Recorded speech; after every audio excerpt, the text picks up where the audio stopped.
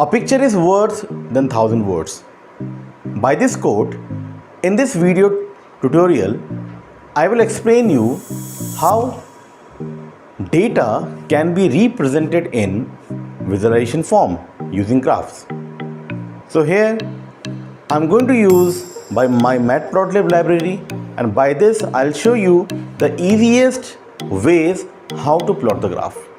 So for that you have to subscribe my channel, share my channel. Thank you.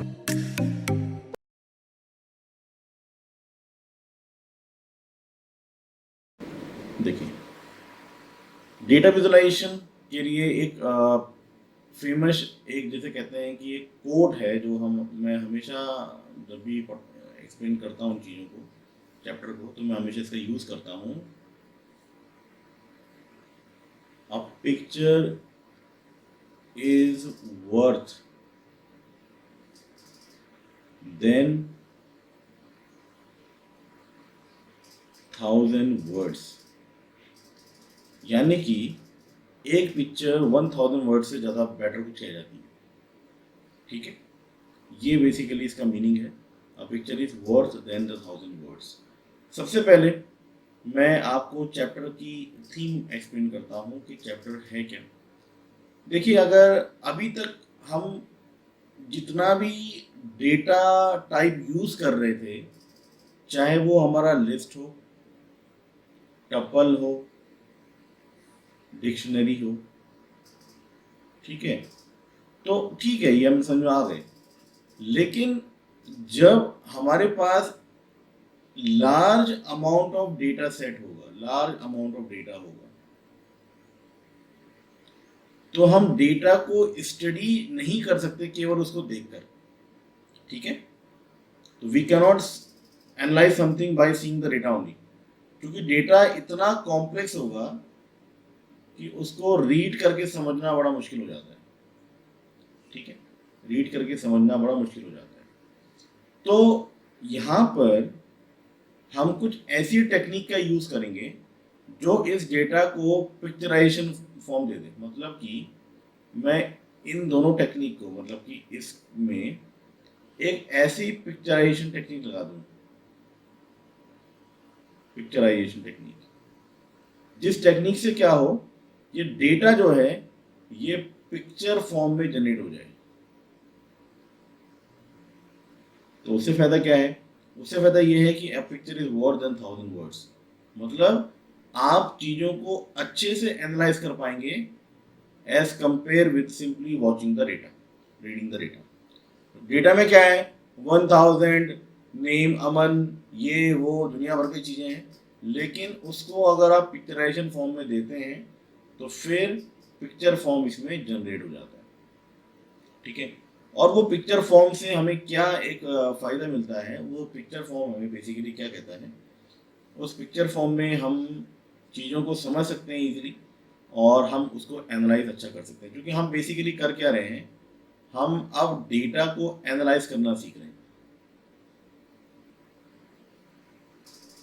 Data को analyse करो, data को analyse हम कर रहे हैं, लेकिन हमें डेटा कॉम्प्लेक्स लग रहा है। क्या करें?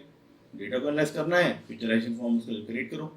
क्रिएट करेंगे तो then it will be very easy to understand the data.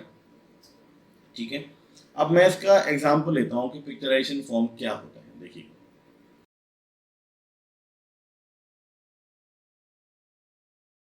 आपने चीज देखी होगी और आप लोगों ने शायद इसका यूज भी किया होगा। आई होप आप लोगों ने इसका नाम सुना होगा, एंड दैट इज योर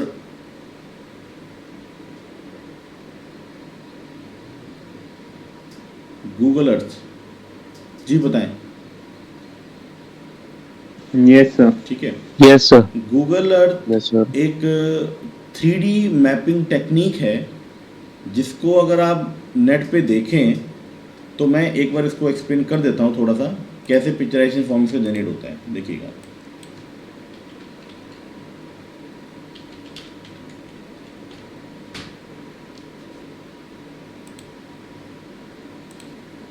थोड़ा सा ज़्यादा टाइम वेस्ट नहीं करेंगे, बट मैं आपको थोड़ा बता देता हूँ। देखिएगा, इसमें जैसे मैं अपनी अर्थ को लॉन्च करता हूँ, वैसे तो खैर आप लोग फैमिलियर हो इस चीज़ से, क्योंकि आप सब लोग जो है इन चीज़ों को अच्छे से नॉलेज इसकी रखते हो।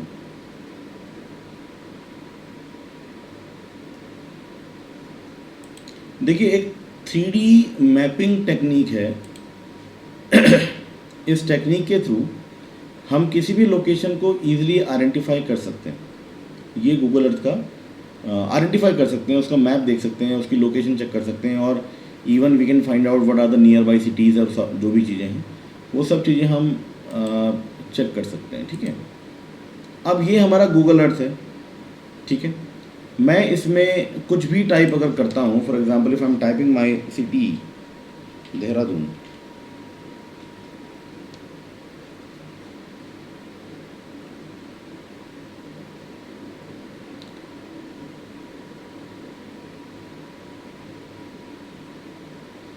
ठीक है, तो थोड़ा नेट का इशू है, otherwise the thing is okay. Listen, तो आपको एक विजुअलाइजेशन फॉर्म दिख रही है, और ये हम देहरादून को विजुअलाइज कर सकते हैं कि that is a map of our city. ठीक है, लेकिन अगर आप देखें, you just check the position of my cursor, ये जो मेरा कर्सर इसकी पोजीशन देखेंगे, यहाँ पर एक डायरेक्शन शो हो रही है, एक डायरेक्शन शो हो रही है। ठीक है, और ये direction is basically what it is about the north face कितना है, कितने डिग्री में है, ईस्ट फेस कितना है, डिग्री प्लस रेडियन सब दे रखा है इसमें। एंड इवन इसके साथ ये भी हमें शो हो रहा है कि इसमें जो है we can say what is the longitude and what is the latitude of this city, इसका लॉन्गिट्यूड कितना है, इसका लैटिट्यूड कितना है। तो ये इस तरीके से हम इसको विजुलाइज कर पा रहे हैं। ठीक है, तो यहाँ पे इस चीज़ को समझना थोड़ा सा इजी पड़ जाता है कि अगर आप किसी चीज़ का लॉन्गिट्यूड और किसी चीज़ का लैटिट्यूड को के अकॉर्डिंग, हमें तो उसका मतलब नहीं है, लेकिन अगर आप सिंपली क्लिक कर रहे हैं तो you can easily watch the 3D picture of this city that is your Dehradun. लेकिन अगर मैं आपको ये कहता कि भाई इतना डिग्री लॉन्गिट्यूड वैल्यूज़ हैं, इतनी डिग्री इसकी लैटिट्यूड वैल्यूज़ हैं, तो तब थोड़ा हमें प्रॉब्लम होता है कि इसको समझने का कि ये कैसे बेसिकली काम करता है। मतलब इस गूगल अर्थ को अगर बनाया गया होगा, तो इस गूगल अर्थ को बनाने के लिए अगर आप देखें तो इसमें हर लोकेशन का डेटा क्रिएट किया गया, डेटा सेट किया गया होगा। अगर मैं देहरादून की बात करूं, तो मान लीजिए देहरादून के लिए जब गूगल ने काम किया होगा, गूगल अर्थ ने जब उसका काम किया होगा, तो सर्वे ऑफ इंडिया से सारा डेटा लिया होगा कि भाई इतना फेज़ इसका ईस्ट है, इतना फेज़ इसका वेस्ट है, इतना डिग्री इसका लॉन्गिट्यूड वैल्यूज़ हैं, एंड इतना इसका लैटिट्यूड वैल्यूज़ हैं। आई होप आप लोग सब जियोलॉजी के स्टूडेंट्स हैं, आपको ज़्यादा इसका आइडिया होगा। ठीक है, इतना फेज़ इसका लैटिट्यूड है, तो ये सारी चीज़ें हैं, ये सब डेटा इसको दिया गया। लेकिन अगर मैं आपको ये कहूँ कि अगर आप देहरादून को टाइप करो, आप देहरादून टाइप करो, और देहरादून टाइप करते आपको केवल ये मिल रहा है, तो आपको लगता है कि गूगल अर्थ चलेगा इतना, फिर लोग उसको यूज़ करेंगे? आप किसी भी सिटी का, किसी भी गांव का अगर आप नाम टाइप कर रहे हैं, आपको केवल ये चीज़ें मिल रही हैं बस। इसके अलावा there is no picture formation, there is no 3D formation of this values. तो शायद मुझे तो ऐसा लगता है कि गूगल अर्थ को कोई यूज़ करने वाला भी नहीं है, गूगल अर्थ का फ्लॉप होकर बंद भी हो चुका होता है। ऐसा है? यस सर, उसका कोई यूज नहीं रहेगा, यूज़ ही रहेगा, तो फिर जस्ट दैट लॉन्ग्स रहेंगे। यस सर, बिल्कुल बिल्कुल, और इन चीज़ों को कोई प्रेफर नहीं करेगा, प्रेफर नहीं करेगा। तो आजकल जो डिमांड है वो मैं उसी पे आ गया ना, मैं डिमांड आ गया कि भाई एक पिक्चर जो है वो 1000 वर्ड से ज़्यादा अच्छी होती है। ठीक है, तो ये गूगल अर्थ का डिमांड का मतलब गूगल अर्थ इतना हम कह सकते हैं इतना इफेक्टिव हो गया, क्योंकि इसमें 3D 2D फिगर है, 3D फिगर है, सब कुछ है। तो ये सब चीज़ें पॉसिबल हैं, क्योंकि आज की डेट में ना सब चीज़ को विजुलाइज करना बड़ा इंपॉर्टेंट है, विजुलाइज करना चाहिए। तो उसी लिए पाइथन भी अपने आप को अपडेट करता रहता है। पाइथन इसलिए आज की डेट में we can say top 5 languages में आ जाता है, क्योंकि उसने अपने आप को सस्टेन किया है। वो हर एक फील्ड पे अपना एक इमेज बनाना चाहता है, और वो हो भी रहा है, क्योंकि हम AI में, मशीन लर्निंग में डेटा एनालाइज करने के लिए हम पाइथन का यूज़ करते हैं। तो ये इसकी पॉपुलैरिटी का एक रीज़न है। ठीक है, तो यहाँ पे हम स्टार्ट करते हैं। सबसे पहली बात कि जब हमें डेटा को विजुलाइज करना है, तो डेटा को विजुलाइज करने की जरूरत, एक तो मैंने आपको ये बता दी। ठीक है, दूसरा मैंने आपको ये बताया, मैं एक प्रोजेक्ट में काम कर रहा था, और इट वाज कि उसको कोविड एनालाइज डिटेक्शन सिस्टम था, कुछ ऐसा था। हमने इसमें क्या करा, हमने इसमें हर एक कंट्री का, सॉरी ग्लोब में, वर्ल्ड का एक वेबसाइट मेंटेन हो रहा है जिसमें सारा कोविड का डेटा आ रहा है कि कितने उसमें एक्टिव केस हैं, कितने उसमें डेथ केस हैं और कितने उसमें रिकवर केस हैं। रिकवर नहीं, टोटल केस कितने हैं, ठीक है। तो ये डेटा आता है उसमें, हर दिन उसमें अपडेट होता है। आप उसको इंपोर्ट करो, इंपोर्ट करेंगे CSV फाइल में, लेकिन उसकी खास बात ये है, उसको अगर आप एक 3D मैपिंग इमेज ग्लोब में अगर आप सेट कर दें उस डेटा को, तो उसमें फ़ायदा है। फ़ायदा ये है, जैसे ही आपने देहरादून में क्लिक किया, जैसे गूगल अर्थ चल रहा है ना, ऐसे ही चलता है वो। जैसे ही आपने देहरादून में क्लिक किया, क्लिक करते ही आपको ये नहीं आएगा एक्टिव इतने, डेथ इतने, टोटल केस इतने, वो नहीं आएगा। आप जैसे ही देहरादून पे कर्सर को लेके जाओगे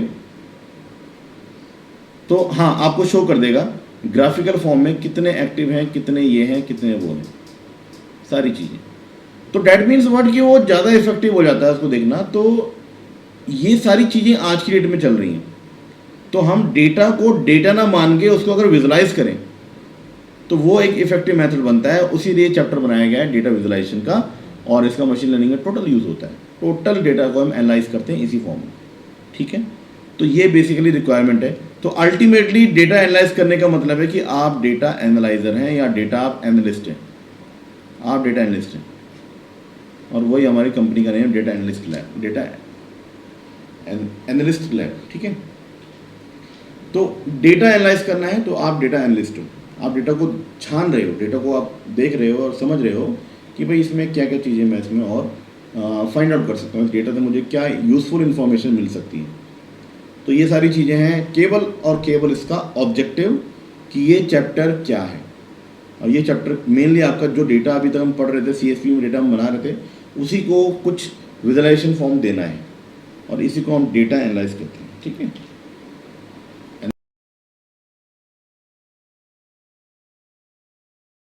एनालिटिक्स लैब, चलिए तो इसको स्टार्ट करते हैं। आई होप ये तो ज़्यादा इतना ऐसा कुछ था नहीं, बस आपको मैंने एक आइडिया देना था कि मुझे कि ये कैसे वर्क करता है और कैसे इसका चीज़ें क्रिएट होती हैं। चलिए इसको स्टार्ट करते हैं फिर। तो डेटा एनालाइज करने के लिए या फिर डेटा को विजुलाइज करने के लिए, visualise sorry I will not use the word analyse, analyse में तो बहुत चीज़ें आ जाती हैं। तो डेटा विजुलाइजेशन करने के लिए मेनली हम जो यूज़ करते हैं वो हम यूज़ करते हैं ग्राफ्स का, ग्राफ्स का यूज़ करते हैं, ठीक है। ग्राफ्स हो गया, चार्ट्स हो गया, इनका यूज़ करते हैं, ठीक। अगर हम किसी भी ग्राफ को, किसी भी चार्ट को 2D फॉर्मेशन में समझें, 2D फॉर्म में, ठीक है, तो वो पाइथन में एक लाइब्रेरी है जिसके थ्रू हम इसको समझते हैं, and that library is known as matplotlib library. Matplotlib यानी कि आप प्लॉट कर रहे हैं, मैट का मतलब होता है मैट्रिक्स, मैट्रिक्स के फॉर्म में डेटा होता है, मतलब मैट्रिक्स का मतलब बेसिकली रो एंड कॉलम होता है, ठीक है। तो पढ़ा है आप लोगों ने 12th में, और उसको फॉर्म कर रहे हैं, प्लॉट कर रहे हैं, ठीक है। तो ये मैटप्लॉटलिब के बारे में है। मैटप्लॉटलिब में सिंपल सा फिनोमेना ये है कि ये 2D के लिए वर्क करता है, ये 2D फॉर्मेशन देखता है, 2D के लिए ही ये बेसिकली काम करता है। अच्छा, 2D की अगर हम बात करें स्टूडेंट्स, 2D का मतलब बेसिकली वही होता है, आपको पता होगा कि जैसे मान लीजिए आपके पास ये ग्राफ है, एक ऐसा ग्राफ जिसके पास x एक्सिस हो और y एक्सिस हो, इस ग्राफ को हम बोलते हैं 2D ग्राफ। सब आप लोगों को पता है क्योंकि आप लोग खुद इस फील्ड के में आप ग्रेजुएट्स हैं। तो ये आपका 2D ग्राफ होता है, ठीक है। तो 2D ग्राफ जब आप क्रिएट करते हैं तो आपको चाहिए कुछ नहीं, आपको x एक्सिस के पैरामीटर्स चाहिए, y एक्सिस के पैरामीटर्स चाहिए, and then easily you can plot a graph कर सकते हैं। लेकिन ग्राफ आपको प्लॉट नहीं करना है, अब आपके पास डेटा है, बस अब आप पाइथन को दो, मैटप्लॉटलिब को दो, मैटप्लॉटलिब यह सारा काम खुद से करेगा। इसमें ग्राफ प्लॉट करेगा। कैसे ग्राफ होते हैं वो तो बात की बात है, लेकिन वो ग्राफ को प्लॉट करेगा। ठीक है, तो ये बेसिकली मैटप्लॉटलिब का 2D फॉर्मेशन होता है। अगर हम 3D की बात करें, ये बताएं स्टूडेंट, 3D ग्राफ में क्या होता है?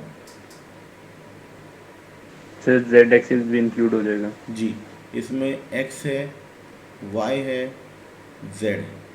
तो एक ऐसा ग्राफ जिसमें 3 एक्सिस का यूज़ होता है उसको हम 3D ग्राफ बोलते हैं। कोई बताएगा example of 3D graph? 3D में कैसे हम प्रिंट करते हैं कुछ चीज़, कोई एग्जांपल है 3D ग्राफ का?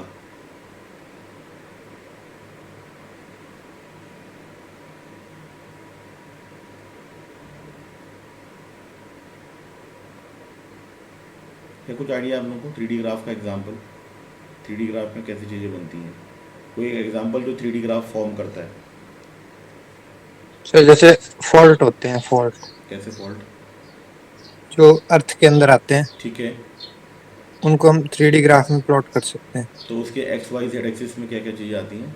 पोजिशंस होती हैं। मतलब जैसे वाई है, वाई अगर वर्टिकल है तो उसमें हाइट आ गई, हम्म, और वो जेड मतलब उसकी वो आ गई इधर वाली, और हम्म। एक्स उसकी लेंथ आ गई। तो जेड डेप्थ जेड होगी। डेप्थ नहीं, डेप्थ तो वाई हुई ना, हम्म, जेड उसकी वो होगी जो साइड वाइज जा रही है, अच्छा, लेटरल, ठीक है, और एक्स उसकी लेंथ होगी। ठीक है, ये भी हो सकता है। आप इसका एग्जांपल ले सकते हैं कि अगर मान लीजिए कोई एक चींटी है, और वो चींटी अगर चल रही है तो उसका कोई पाथ तो फिक्स नहीं है ना, वो कैसे भी फॉर्म कर रही है, वो किसी भी डायरेक्शन में मूव कर रही है, तो ये भी 3D में शो हो जाता है। ठीक है, तो ये सारी चीज़ें हैं। खैर 3D के लिए तो हम पांडास का यूज़ करते हैं, लाइब्रेरी का, उसका भी हम यूज़ करेंगे मशीन लर्निंग में, लेकिन फिलहाल हम मेन कंसर्न हमारा मैटप्लॉटलिब में, हम 2D ग्राफ में मेनली काम करेंगे। तो मैटप्लॉटलिब का बेसिकली ये इस तरीके से हम इसको यूज़ करेंगे। ठीक है, तो चलिए इसको स्टार्ट करते हैं। तो मैटप्लॉटलिब एक लाइब्रेरी है, इट इज़ अ लाइब्रेरी। तो लाइब्रेरी है तो इंपोर्ट मैटप्लॉटलिब। उस लाइब्रेरी के अंदर भी क्या है, ठीक है, एक प्लॉटिंग लाइब्रेरी होती है, एक प्लॉटिंग लाइब्रेरी होती है। मतलब मान के चलिएगा मेन लाइब्रेरी इज मैटप्लॉटलिब, उसके अंदर एक प्लॉटिंग लाइब्रेरी होती है जो प्लॉट करने का काम करती है, और उस प्लॉटिंग लाइब्रेरी को हम बोलते हैं P Y plot, P Y plot. ठीक है, मैं आपको बता देता हूँ। जैसे आप कुछ ऐसा मान के चलें कि आपके पास मैटप्लॉटलिब नाम की एक, मैटप्लॉटलिब इस नाम की एक मेन लाइब्रेरी है। उस लाइब्रेरी के अंदर आपके पास पी वाई प्लॉट का एक और सब लाइब्रेरी है जो केवल प्लॉटिंग करता है, और उसके अंदर फिर फंक्शंस रखे गए हैं, फंक्शन 1, फंक्शन 2, फंक्शन 3। तो हमें सीखना है फंक्शन क्या क्या है इसके अंदर, ये रखे हुए हैं। तो ये कुछ इस तरह का डायग्राम बन जाता है मैटप्लॉटलिब का। ठीक है, तो मैटप्लॉटलिब जो है वो 2D रिप्रेजेंटेशन ऑफ डेटा है। ठीक है, और उसके अंदर हम पी वाई प्लॉट का यूज़ करते हैं।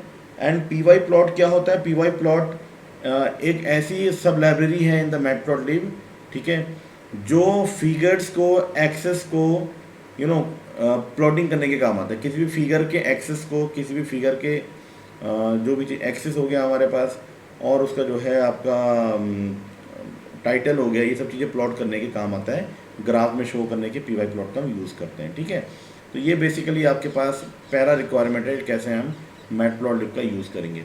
दूसरा, मैटप्लॉटलिब को यूज़ करने के लिए हमारे पास एक और डेटा चाहिए होता है। अब डेटा तो वैसे हम लिस्ट से ले सकते हैं, लेकिन यहाँ पर नमपाई का यूज़ करते हैं। नमपाई होता है न्यूमेरिकल पाइथन, ये भी एक लाइब्रेरी है, ये एक लाइब्रेरी है। इस लाइब्रेरी के थ्रू हम क्या करते हैं, हम डेटा को स्टोर करते हैं, डेटा को स्टोर करते हैं, और डेटा को स्टोर करने के बाद हम उसको मैटप्लॉटलिब को शेयर करते हैं। तो नमपाई में डेटा स्टोर होगा, मैटप्लॉटलिब को शेयर किया जाएगा, मैटप्लॉटलिब उसमें ग्राफ जनरेट करेगा। अच्छा, नमपाई का ही मैं यूज़ क्यों कर रहा हूँ, नमपाई ही क्यों? नमपाई में कुछ ऐसी चीज़ें हैं जो आपको और लिस्ट में, डिक्शनरी में नहीं मिलती। ठीक है, इसमें एक तो मैथमेटिकल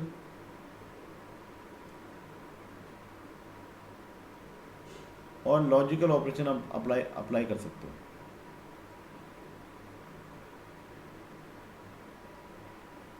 और नमपाई को हम एरेज भी बोलते हैं, जो पाइथन और लैंग्वेज सपोर्ट करती है इसको, ठीक है।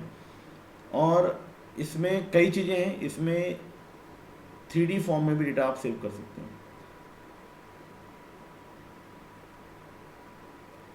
You can save data, you can save the data in 3D form, ठीक है। इसमें और भी है, numpy supports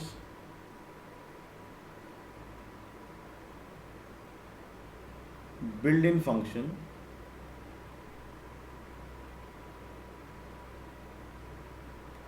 for linear algebra। कुछ ऐसे फंक्शंस होते हैं जिसके थ्रू अगर आप डेटा जनरेट करें तो उसको भी आप स्टोर कर सकते हैं, ठीक है। और इट ऑल्सो सपोर्ट्स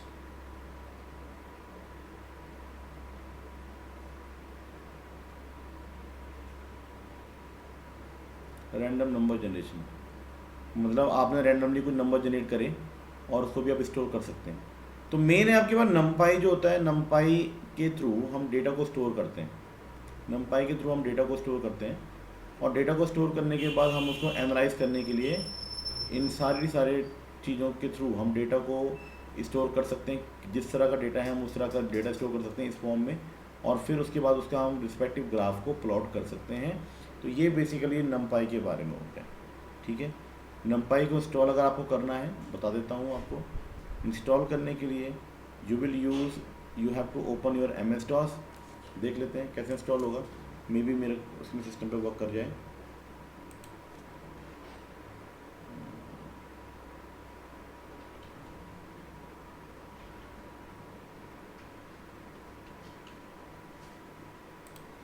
आप कमांड प्रॉम्प्ट ओपन करेंगे और इसमें आप जो है टाइप करेंगे सी ड्राइव पे, ठीक है, सी ड्राइव, और यहाँ पे आप इंस्टॉल कर सकते हैं इसको pip इंस्टॉल numpy, ठीक है। Make sure of one thing कि आपका इंटरनेट कनेक्शन इसमें प्रॉपर्ली वर्क होना चाहिए। तो इस तरीके से आप numpy लाइब्रेरी को भी इंस्टॉल कर सकते हैं, ठीक है।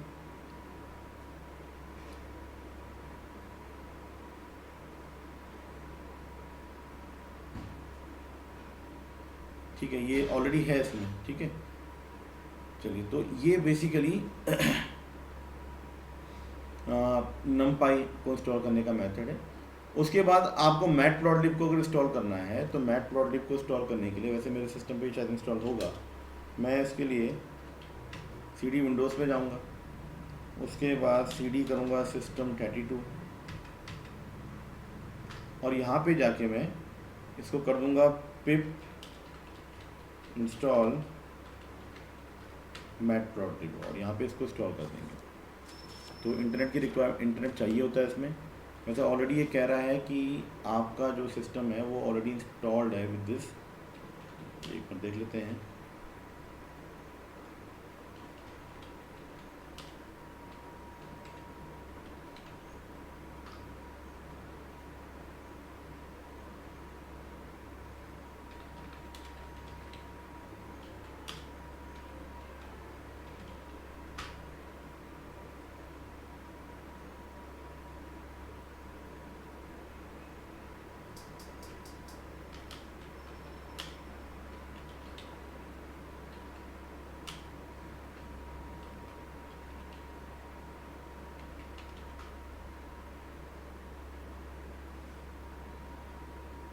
वैसे ये ऑलरेडी मेरे सिस्टम में इंस्टॉल्ड है, तो इसको हम इसमें देख लेते हैं। ये ऑलरेडी इंस्टॉल बता रहा है, ठीक है।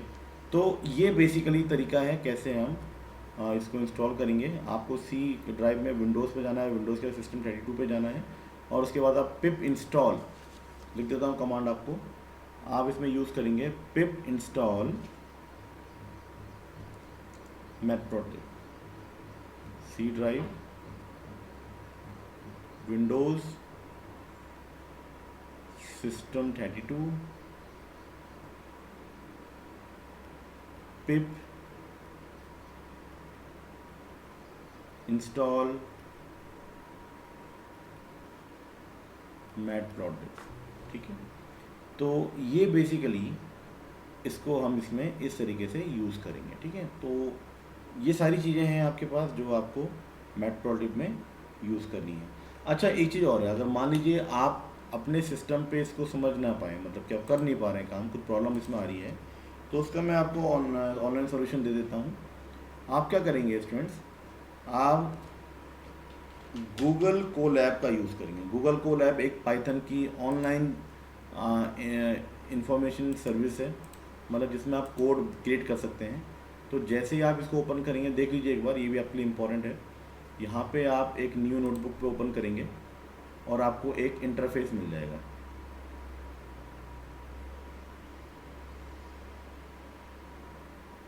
ठीक है, तो ये गूगल कोलैब से बेसिकली आपको ये फ़ायदा होने वाला है कि अगर आपके कुछ पैकेजेस इंस्टॉल नहीं हो पाते हैं मैनुअली पाइथन आईडीई में, तो आप यहाँ पे अपना कोड रन कर सकते हैं, उसको सेव कर सकते हैं। तो इसको देख लीजिए, जैसे मैं मान लीजिए इंपोर्ट करता हूँ, इंपोर्ट मैटप्लॉटलिब डॉट उसका सब library dot P Y plot variable, जिसके थ्रू मैं इसको एक्सेस करूँगा, SPLT करता हूँ। और अगर मैं इसको रन करता हूँ, चेक कर लेते हैं।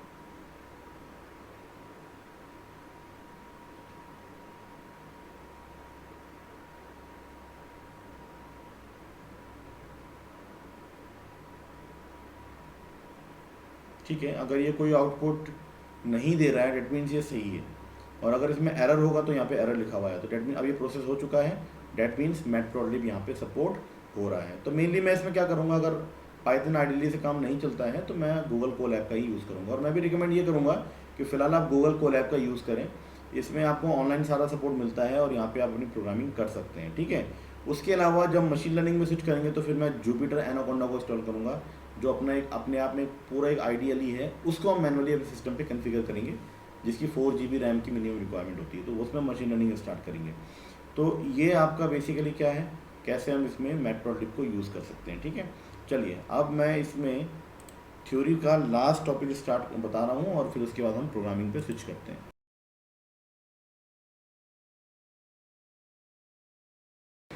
देखिएगा,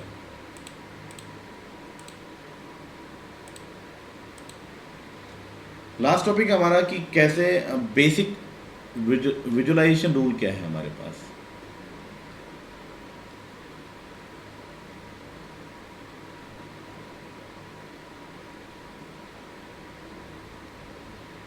देखिएगा, कैसे हम विजुअलाइज करेंगे, ये सारी चीज़ें हमें समझनी है इसमें। तो ये आपके बेसिक विजुअलाइजेशन रूल्स में आ जाता है, ठीक है। पहला ये है, सेलेक्ट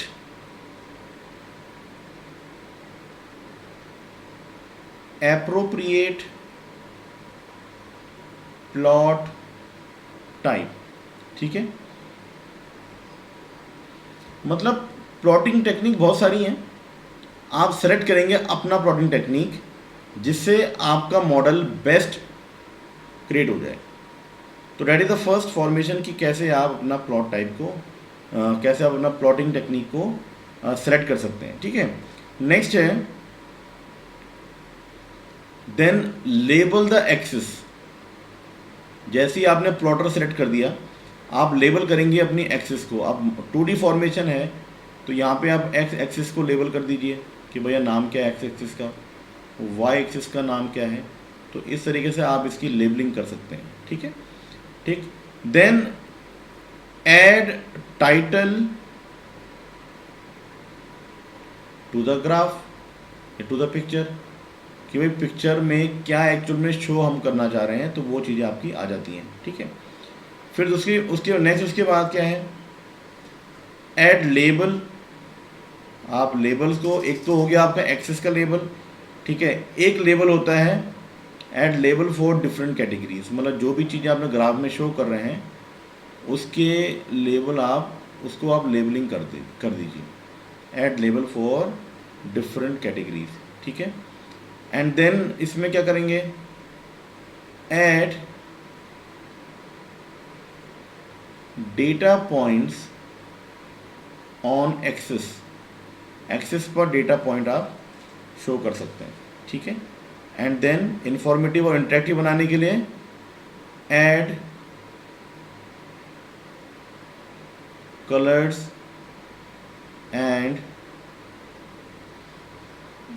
यूज डिफरेंट साइजेस, ऐसा कुछ।